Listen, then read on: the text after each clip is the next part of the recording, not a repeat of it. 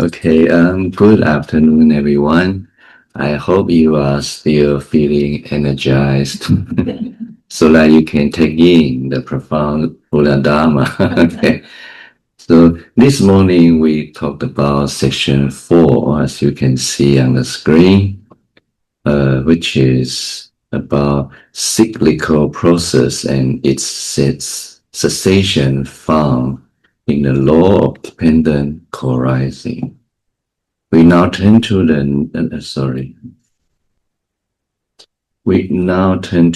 next section, the three Dharma seals, an important teaching in the Buddha Dharma. These seals serve as the criteria for determining whether a teaching truly accords with the Buddha Dharma. Okay. If a teaching contradicts these three seals, then even if it were taught by the Buddha, it would not be considered an ultimate or explicit teaching. In contrast, if a teaching accords with these three seals, that is, if it fits the characteristics of the Buddha Dharma, then even if it was not spoken by the Buddha, it may still be regarded as a part of the Buddha Dharma.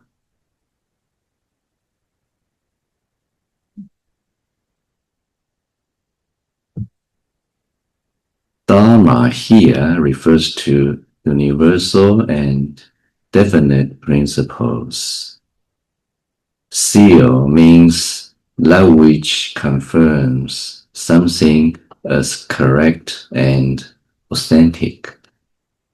Because these three principles are used to verify whether a teaching truly belongs to the Buddha Dharma, they are called the Dharma seals.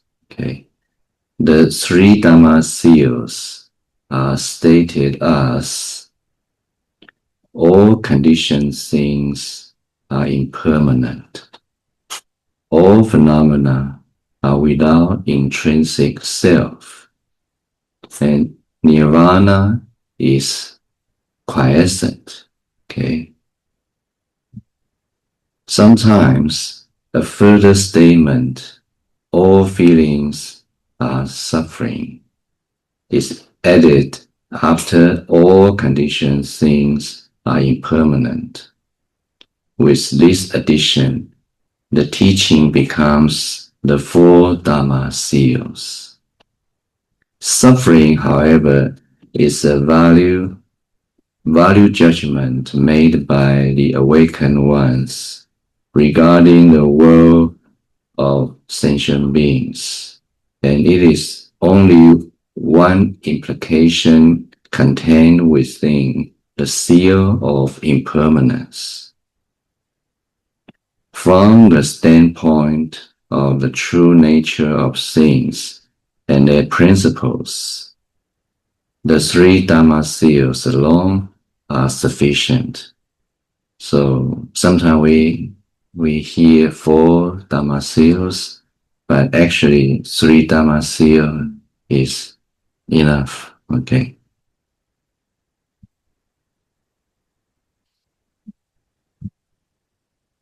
The three Dharma seals are insights into three characteristics found within the same law of dependent co-arising. Whether a practitioner realizes the truth gradually or suddenly, the three seals are deeply connected with one another and cannot be mechanically separated. The Buddha often questioned the monk along these lines. Bhikshus, are the five aggregates permanent or impermanent? Impermanent, Venerable Sir. If something is impermanent, it is suffering. It is suffering, Venerable Sir. If something is impermanent, suffering, and subject to change, can it be regarded as I or mine? No, it cannot. The Buddha then told them, bhikkhus, by contemplating in impermanence and non-self in this way, one attains liberation. So, from exchanges such as this, we can see that the three seals are interconnected and internally consistent. The third seal, that nirvana is quiescent, refers to liberation. It also corresponds to emptiness. The Buddha once said, all conditioned phenomena are empty. What is permanent and unchanging is empty. What belongs to the self is also empty. Why is this so?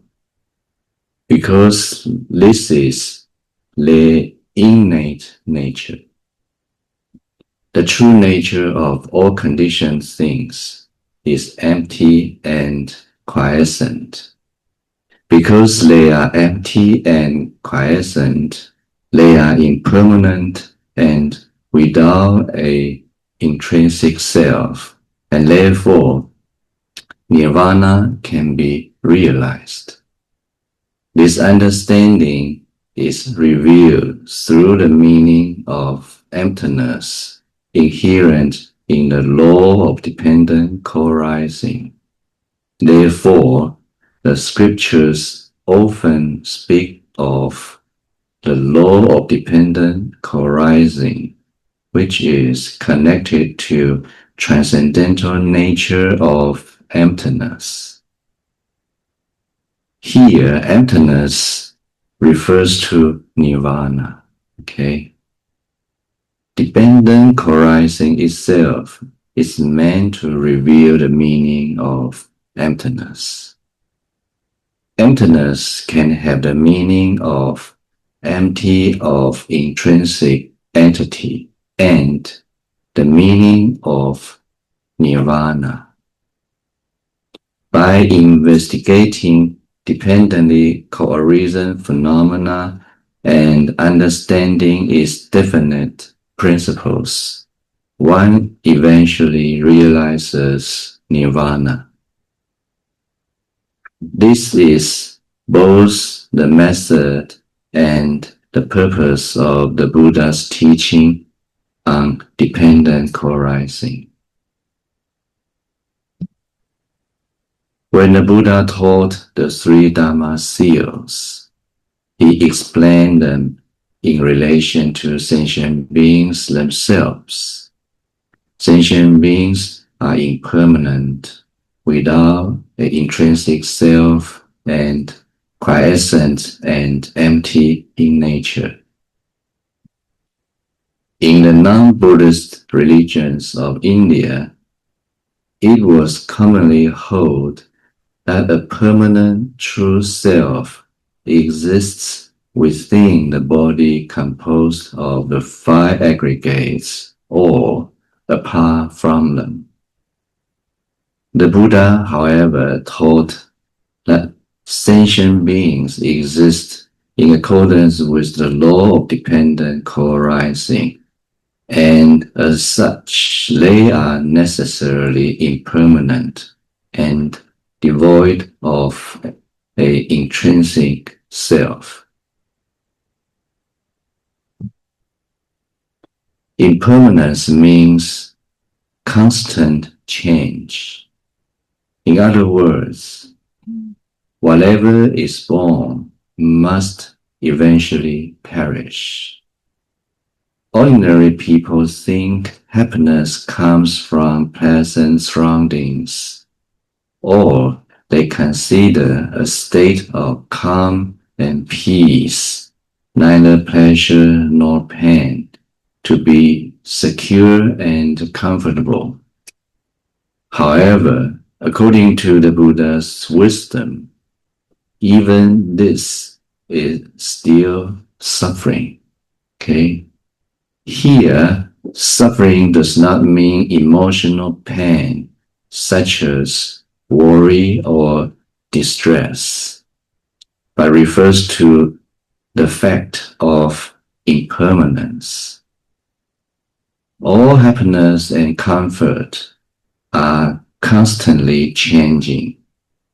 Pleasant experiences, satisfaction, peace, and comfort cannot be gained once and kept forever. They will inevitably pass away. No matter how comfortable a situation may seem, it is always moving toward cessation. Where there is a birth, there will be death. Where there is youth, there will be old age. Where there is prosperity, there will be decline. Therefore, the Buddha concludes that because things are impermanent, they are suffering. Brahmanical tradition taught that eternal self is full of sublime happiness. But the Buddha rejected this idea, pointing out that everything exists within a process of change and impermanence. In such a world, how could there be any ultimate and perfect happiness? Thus, it is said that because of impermanence, there is suffering. Okay? The Buddha taught that what is suffering cannot be a self. This is because the very notion of a self implies mastery, something sovereign, able to govern and freely direct all that pertains to it. Only such a thing could truly be called a self, Atman. Okay? Sentient beings, however, exist in dependence on the aggregates, elements, and sense faculties, all of which are changing and impermanent. What is impermanent is suffering, and what is suffering lacks freedom and mastery. How then could it be called a self? The Buddha Dharma teaches that because sentient beings mistakenly cling to the idea of self, they generate ignorance and karma, which keep the cycle of birth and death turning without end. The attachment to a self is the root cause of this chaotic cycle. When one realizes non-self, the root of this confusion is removed. Then ignorance and karma no longer arise, and one directly realizes the true nature of all phenomena. At that moment, all is the quiescence of nirvana. The Buddha taught the three Dharma seals in relation to sentient beings. As for the world in which sentient beings exist, whether we focus on the five aggregates that constitute them or on the external physical world they inhabit, all of this is likewise impermanent. The world is indeed impermanent. However, it is somewhat inappropriate to apply these statements because of impermanence. There is suffering, and because of suffering, there is no intrinsic self directly to inanimate objects. Consider, for example, a piece of chalk. Although we don't use chalk in the modern time, okay? To say that it is impermanent is certainly correct, but to say that it suffers or lacks of self would be inappropriate, right? Chalk is non-sentient and it has no capacity for experience. Also, it can feel neither suffering nor happiness. And since it experiences neither suffering nor the lack of freedom, it likewise cannot give rise to the notion of itself. Where no notion of a self arises in the first place, there is no need to teach that there is no intrinsic self. Okay, so the statement only applies to sentient beings, not apply to non-sentient objects. Okay, therefore, the statements, because of impermanence, there is suffering, and because of suffering, there is no intrinsic self, are teachings given specifically in relation to sentient beings.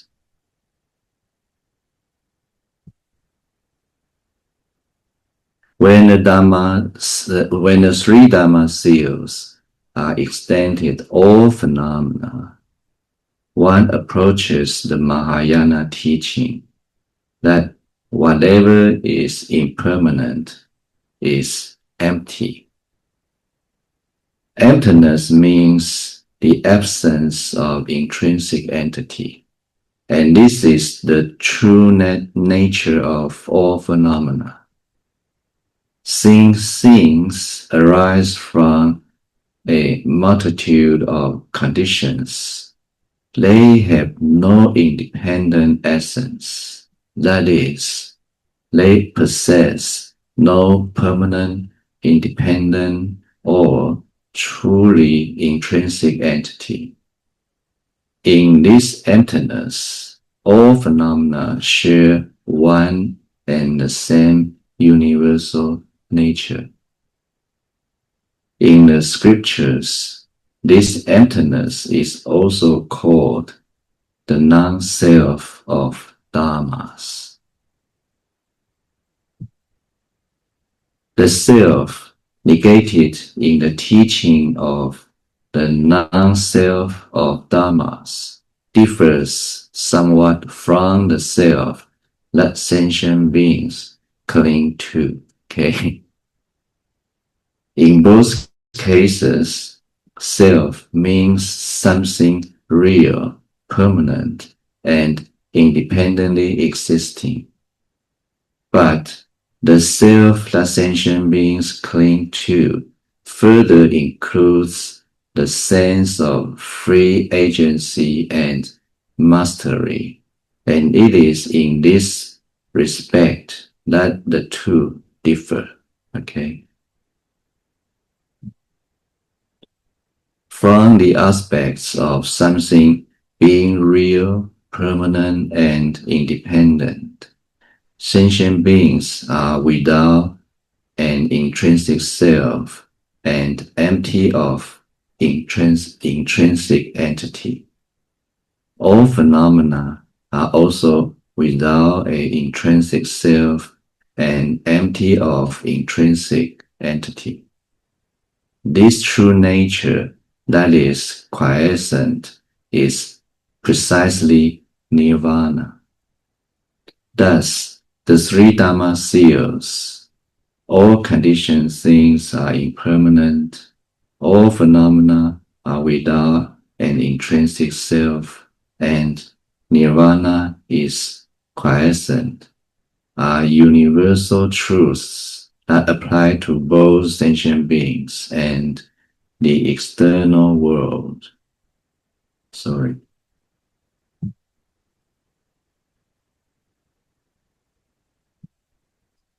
The Buddha's teaching of the three Dharma seals was highly skillful. The same subject is presented in two ways. One is in terms of the true nature of things, in which the three Dharma seals are universal principles. The other is in terms of the paths of practice, in which they are successive steps toward realizing the ultimate truth. In lay deeper meaning, the three Dharma seals are essentially the same. Each Dharma seal reveals the content of true awakening. This means that each Dharma seal helps one abandon attachment and realize the truth. Accordingly, when one awakens by way of the seal of impermanence, one attains liberation through the gate of wishlessness. When one awakens by way of the seal of non-self, one attains liberation through the gate of emptiness. And when one awakens by way of the seal of nirvana, one attains liberation through the gate of sightlessness. Because sentient beings differ in spiritual capacity, the Buddha sometimes taught by means of one seal, sometimes by another, and sometimes presented two or all three together. If the three Dharma seals are practiced in a complete sequence, according to the normal Shravakayana approach, disciples proceed as follows. First, one contemplates impermanence. From impermanence, one then investigates non-self. From non-self, one then realizes nirvana. This forms the sequential process of practice, right? In the sutras, this process is often described as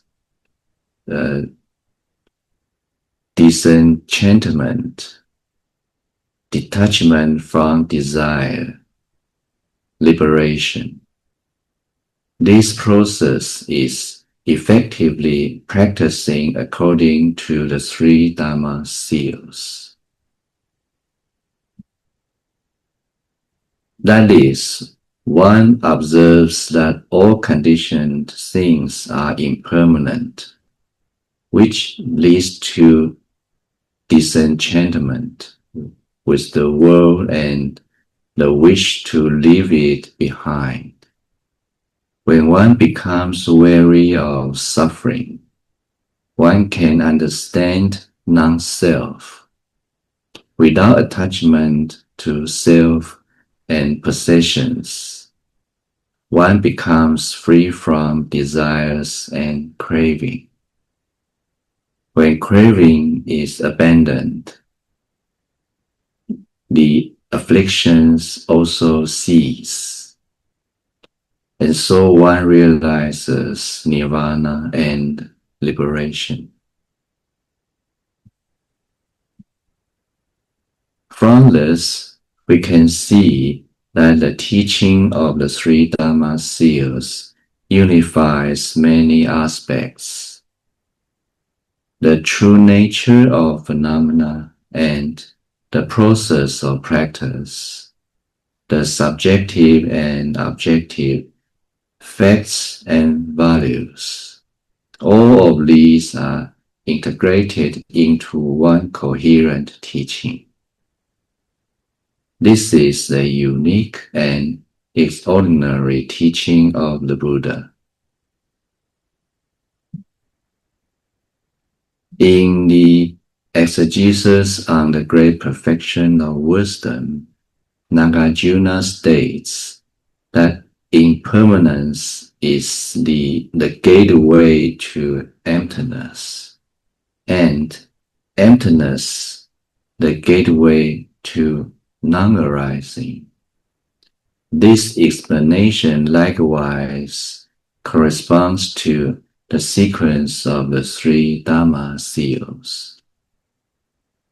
The emptiness that Nagarjuna speaks of is equivalent to non-self, and non-arising is another name of nirvana. So I think this is a good place to start and leave some time for questions. Okay. Yeah, a bit deep and profound, right? So the three Dharma seals, what are they? All conditioned things are impermanent, right? And all phenomena are without an intrinsic self. Nirvana is quiescent. So usually these three Dhamma seals are used to verify whether the teaching are correct or authentic, right? But they have a different aspect, which is the steps of practice. So for the first, we contemplate all phenomena are impermanent, right? And then we realize there's no self within the phenomena or within sentient being, particular within the sentient being. Once we realize impermanence and non-self, attachment has no object to cling to, right? And suddenly we experience the nirvana, which is quiescent. Okay, so any questions? No? Yes? No? I'm not sure if I can formulate this question, but if there's three seals and these seals are pointing to Buddha's teaching, Yes. there are things that are said that even though it doesn't fall under Buddha's teaching, it could be possible to be authenticated by the way he was teaching. Is that what you mean by outside of the three seals? I You do not always have to follow the Buddhist teaching. yes. There are possible things that happen that seems to follow his teaching, but Yeah. it wasn't authentic. Okay. Would that be something you could give me an example of? I think what was meant earlier is that the three seals are used to verify whether a particular teaching can be us as part of the Buddha Dharma, regardless of whether the Buddha spoke about it or not. So if someone else spoke about it, and the content meets the three Dharma seals, then it can be regarded as part of the Buddha Dharma. Can you give me an example?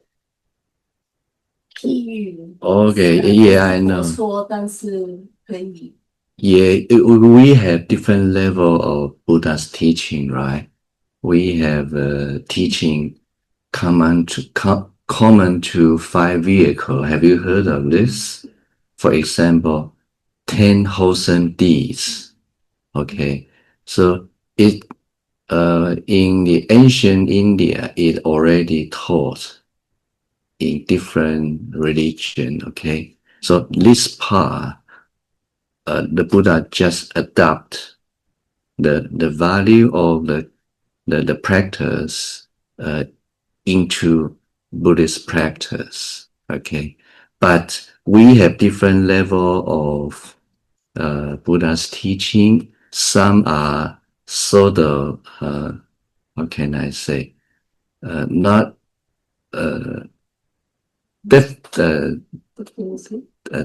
definitive, yeah, and some are yeah ultimate or yeah. What is the other one?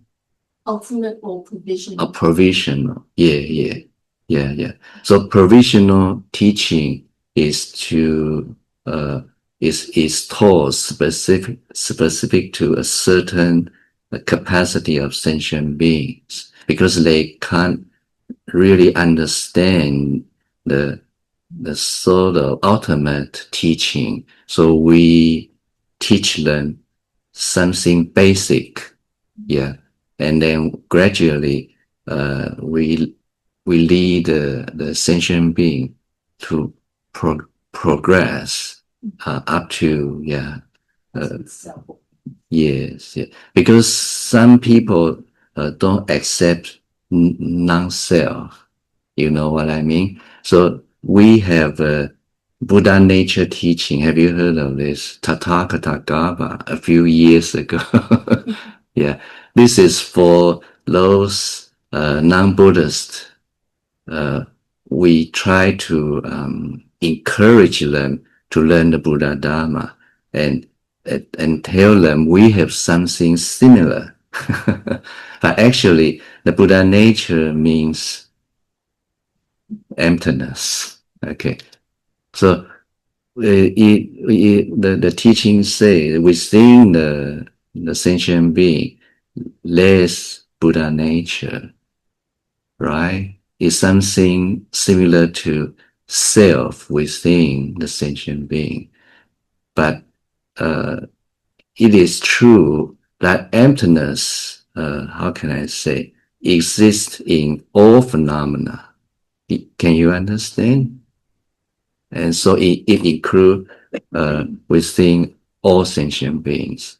It's the truth of emptiness, but we describe emptiness as something like Buddha nature of Tathagata Garbha, which is similar to self. So when they hear such a teaching, they are willing to learn the Buddha Dharma. So such is called provisional teaching. Okay, yeah. So and also it's good to be okay vegetarian, right? But it's not necessary for a Buddhist to be vegetarian. But it's ideal, better to be vegetarian. Yeah. Are you? Not sure.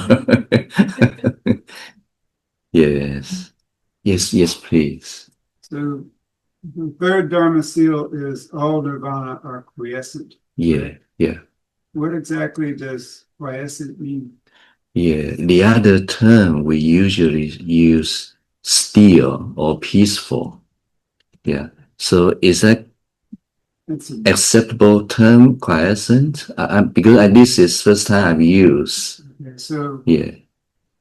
quiescent means Stillness. Yes, still. peaceful. Yes, yes. But in this context, it's what exactly is being still. And Okay.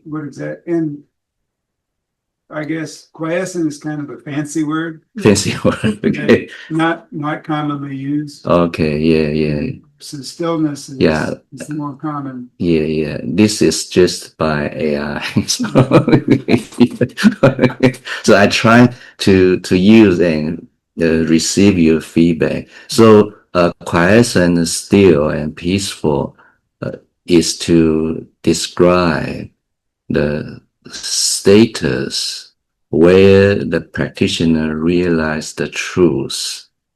Okay, so the experience of realizing the truth is transcendental and, how can I say, beyond our daily life perception. Yeah. So you will enter a quiet and peaceful state. So usually the sutra use the term quiet, happiness, bright, etc. to describe such a state. That is not describable. Really. Yeah, yeah, exactly. But if the Buddha didn't use language to describe, we don't have eagerness to attain such a wonderful liberation. Okay, yeah. So sometimes so it's sort of provision, provisional, because it's beyond, it's inconceivable. Yeah, as you mentioned. Yeah. Thank you. Yeah. Up to this point, I'm Yeah. thinking about when we use the word non-self Yeah. as the lack of ego. Yes. Yeah. Ego meaning like, oh, this is who I am, this is mine, Yeah. Yeah. how great I am, etc., etc., Yes. etc. Yeah. Okay. Yeah. But now, from hearing this Dharma session here, Uh-huh. it seems that it's a broader context. Yes. The Yeah. word non-self. Yeah. Yeah. So maybe we can talk about it some more. Okay, self we just mentioned can have different aspects. One is about the self that sentient being cling to, right? And the other meaning is intrinsic entity. So, especially in Mahayana Sutra, it is said all phenomena are without sorry, usually the term non-self of all dharmas, okay, is quite often used in the Mahayana text. So the non-self in this context includes the self that sentient being cling to, and the self refers to intrinsic entity. Is that clear, or did I answer your question? Not really. Yes, the bottom line is trying to teach us to be humble. Okay, yeah. Yeah, that's a good point. Bottom line, yeah. Yeah, yeah, yeah. Or another point is to be generous, not really religious, generous. Humanity, and also be kind, to the compassion. Yeah. Humility means to be humble. Yeah. Yeah, yeah, yeah. Many aspects. This term, yeah, it plays. Yeah. Speak of empathy, when you speak of compassion, when you speak of these items, these are members of a community. I need to be humble to that person. I need to watch my boundaries. I don't want to cross this line because that bit of anger that goes right through something is it gonna come right back at me? When it goes out, it comes back. So in humility, what are you saying? Somebody is, you don't equate yourself to something else or anyone else. You have to be within yourself. That's what- Self-ego means they don't exist as far as I'm thinking. I want no attachments. I don't want to see that attachment because attachment means I have to formulate feeling, anger, happiness, all of these things. In that realm, there was boundaries. We have to separate because we have to find an equal, what do you call it? It's not being humble. It's a normative. You don't need to accommodate anybody. You just need to be who you are. Be moderate. You have to be moderate. You have to know when not to cross that line. Anyway, after 55 years of marriage, the conversation keeps going on, you can see. Okay, so yeah, non-self can mean many things. So humble is one point, and also gracious, be kind. Yeah, because we see all sentient being is equal to us, so we don't like something, and we still can understand sentient being don't like something, so we don't treat sentient being that way. Yeah, so that's sort of a a a, a, a perspective of non-self. I Yeah. guess we could use the word non-ego then maybe. I go back to this word ego. Yes, How proud I am of myself. This is Yeah. who I am. The kind of feeling. This Yes. is I am a king, or I am the president, or whoever. Yes. Who in politics, but I'm just saying maybe that's what it is. Yeah. Yeah, so ego is a philosophical, no, psychological term, I think. And the meaning basically is mastery, right? We want to control something like this, but self is to translate Atman, which literally means self, capital self. And it has the characteristic of permanent and unchanging and independent. So ego may not have, well, we can define ego has these meanings, but in Buddhism we usually use self. The concept of ego that you're referring to might actually be a subsequent result of fixating on the existence of a self.